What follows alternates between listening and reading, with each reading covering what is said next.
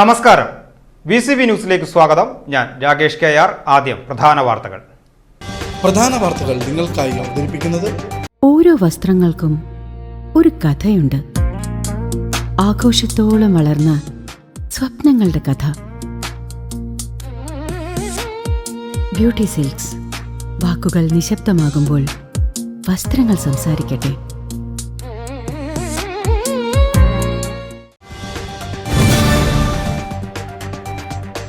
ഓണക്കാലത്ത് അവശ്യ സാധനങ്ങളുടെ വിലക്കയറ്റം തടയുന്നതിനും പൂഴ്ത്തിവെപ്പ്, കരിഞ്ചന്ത എന്നിവ തടയുന്നതിനുമായി താലൂക്കിൽ പരിശോധന ശക്തമാക്കി. ഭക്ഷ്യവകുപ്പ്, ലീഗൽ മെട്രോളജി, ഭക്ഷ്യസുരക്ഷ, റവന്യൂ, പോലീസ് എന്നീ വകുപ്പുകൾ സംയുക്തമായി രൂപീകരിച്ച പ്രത്യേക സ്ക്വാഡാണ് വിവിധ കേന്ദ്രങ്ങളിൽ മിന്നൽ പരിശോധന നടത്തിയത്. ക്രമക്കേടുകൾ കാണിക്കുന്ന സ്ഥാപനങ്ങൾക്കെതിരെ വിട്ടുവീഴ്ചയില്ലാത്ത നിയമ നടപടികൾ സ്വീകരിക്കുമെന്നും ഓണം വരെ താലൂക്കിന്റെ വിവിധ ഭാഗങ്ങളിൽ പരിശോധന തുടരുമെന്നും അധികൃതർ.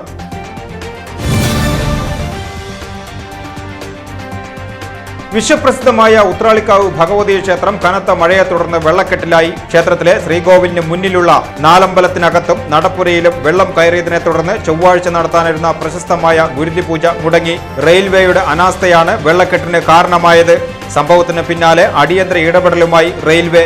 നിർമ്മാണ കരാറുകാരന്റെ നേതൃത്വത്തിൽ JCB ഉപയോഗിച്ച് മൺതിട്ടകളും വെള്ളത്തിന്റെ ഒഴുക്ക് തടസ്സപ്പെടുത്തിയ സാമഗ്രികളും പൊളിച്ചുമാറ്റിയാണ് വെള്ളക്കെട്ട് ഒഴിവാക്കിയത്. നഗരസഭാ ചെയർപേഴ്സൺ മിനി അരവിന്ദൻ ഉൾപ്പെടെയുള്ളവർ സ്ഥലം സന്ദർശിച്ചു.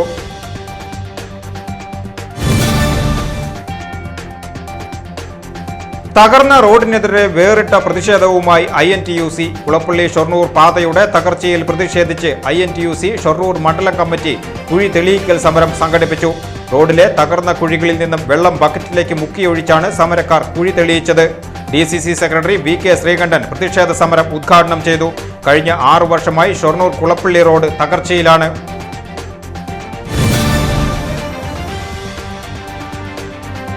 തദ്ദേശ സ്ഥാപനങ്ങളുടെ ഫണ്ട് വെട്ടിക്കുറച്ച നടപടിക്കെതിരെ മേഖലയിലെ തദ്ദേശ സ്ഥാപനങ്ങളുടെ മുന്നിലേക്ക് LDFന്റെ നേതൃത്വത്തിൽ പ്രതിഷേധ മാർച്ച് സംഘടിപ്പിച്ചു.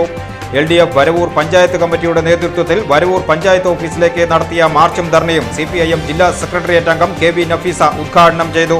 ദേശമംഗലം, കടങ്ങോട്, തെക്കുംകര പഞ്ചായത്തുകളിലും പ്രതിഷേധ മാർച്ച് നടത്തി.